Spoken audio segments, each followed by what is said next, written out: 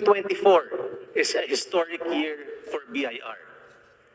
It is during this year that we were able to complete some of the reforms we initiated when I assumed office that had significant impact on the vision that I have for BIR. It is during this year that we were able to attain 100% ISO certification, making us the first ever implementing agency with all regional and district offices ISO certified. This is especially significant because being ISO certified means that our processes are more standardized, streamlined, transparent, and uniform. It is also last year that we achieved 100% prime HRM status from the Civil Service Commission, which is important in professionalizing the BIR as an institution. We also had significant strides in several key programs to improve systems and processes. And it is also last year that we launched a new logo for the BIR, which symbolizes a new beginning for BIR. Indeed, we started to see a new BIR in 2024 from improvements in the integrity and professionalism of the institution and its employees, improvements of physical offices, ISO certifications in critical processes, to online presence and services. I believe then that all these were necessary for the BIR to provide excellent services to the taxpayers, which will translate to higher voluntary compliance and ultimately increase in tax collections. True enough, as a result, we collected more than 2.86 trillion pesos, which is around 13.33% higher than our tax collection in 2023.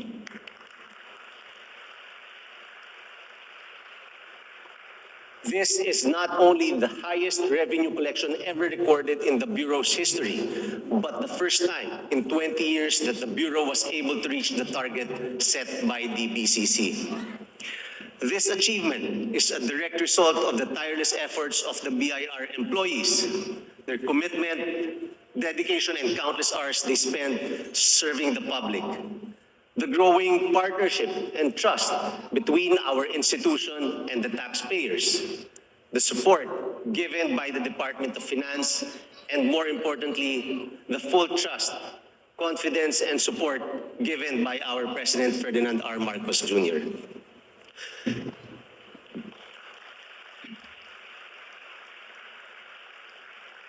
So congratulations, our nation builders, and thank you for your contribution to our economics, or our country's economic growth. As we celebrate the first ever Tax Awareness Month with a kickoff of our tax campaign with the theme, Buwis na Tapat, Tagumpay Nating Lahat. Let us be reminded of the importance of taxation in building a better society for ourselves and future generations.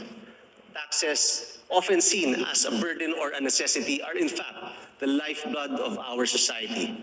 But taxation is not just about fulfilling civic duty. It is also about fairness and integrity. Buwis na Tapat speaks to the need for transparency and accountability in our tax system. It means that everyone, regardless of their status or background, should contribute their fair share to the nation's development. By doing so, we ensure that the burden is distributed equitably and that no one is left behind. As the month of April looms, we stand at the threshold of another opportunity to define our country's path. We are here today to launch the 2025 National Tax Campaign, a call to conscience and duty as citizens of this great nation. 2 years ago, I stood before you at the same event, calling for the same commitment to pay what is due and recognize that in every peso that we paid lies the future that we make. And you, the Filipino people, have answered that call. Ladies and gentlemen, I am pleased and proud to announce that the Bureau of Internal Revenue met its collection target for the first time in 20 years. I know that you have heard that before, but we choose to repeat it because it is a very big achievement.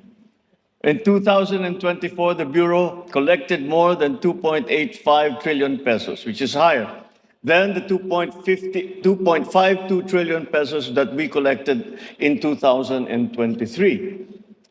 Ano po ba ang ibig sabihin nito sa ating mga kababayan? Ang buwis ng ating inihulog noong nakaraang taon ay katumbas ng lagpas na 1 milyong bagong paaralan, 190,000 kilometro ng kalsada, o di naman ay 167,000 rural health facility. Ngayong araw na ito, muli kaming nananawagan sa ating mga kababayan at magpapaalala sa pagpapabayad ng tamang buwis. The BIR has implemented several efforts to strengthen its collections. It includes the widening of the tax base through simplified key processes and documentary requirements, as well as the digitalization of the tax system. These efforts have resulted in more than 74,000 new establishments being registered in the last year, totaling close to 5.7 million registered business taxpayers. Ang pagdami ng mga namumuhunan na nagbabayad ng tamang buwis ay hindi lamang nagbibigay ng dagdag na koleksyon para mapondohan ang mga proyekto ng pamahalaan, ngunit nagbibigay din ng pagkakataon para sa ating mga kababayan na mabigyan ng hanapbuhay. Ang bawat mamamayang sumusunod sa tamang pagbayad ng buwis ay nagiging bahagi sa ating pag-unlad. But the BIR has also proactively enforced compliance to our tax laws. More than 307,000 establishments were visited and verified by the BIR, resulting in 257 million pesos recovered through such compliance checks. The fight against tax fraud is also making significant progress. The run after fake transactions led to the filing of cases against ghost sellers and buyers and the collection of more than 4.3 billion pesos, a significant jump from the more than 600 million pesos collected in 2023. Meanwhile, crackdowns on illicit trade in cigarettes, vapes, and other accessible goods led to the collection of more than 110 million pesos last year. I've said this before. We will hold those who continue to circumvent our system accountable.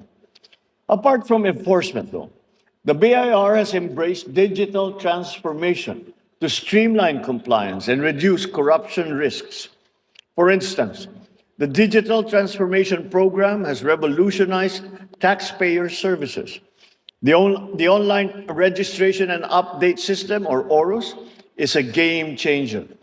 This streamlined book registration, updated employee information, and processed transfers much more quickly while documents were released promptly. What this means is tax compliance is now more convenient for businesses, allowing them to focus on their business's growth and their productivity.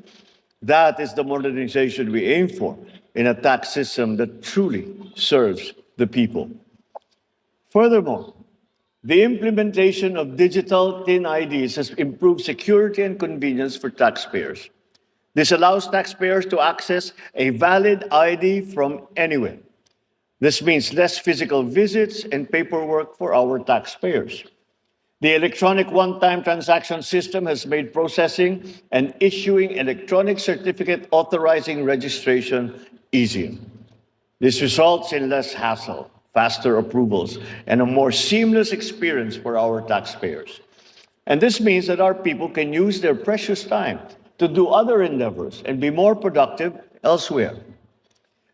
Ladies and gentlemen, as we observe the National Tax Awareness Month this February, we are here to be reminded that every honest contribution fuels something far more significant than just ourselves.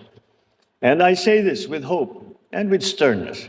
Hope that we all see the value in contributing to our country and that the law will deal sternly against those who exploit the system unfairly. To the BRR, your mandate is clear. Be watchful. Be guardians of a system that ensures that every peso that is collected is channeled into programs that serve our people. Sa ating mga kababayan, sa bawat buwis ng ating tapat na binabayaran, tayo ay hindi lamang nag-aambag sa kaban ng bayan, tayo rin ay nagtatayo ng isang maunlad na Pilipinas. Dapat nating ipagmalaki ang ating ambag sapagkat ito ay siyang nagbibigay buhay sa ating bansa. Makakaasa po kayo na mahigpit natin babantayan ang paggugol sa pondo ng bayan. Sisiguruhin natin na ang ating pondo ay magbubunga ng mga proyektong ikabubuti ng ating bansa at ikauunlad ng bawat isang Pilipino.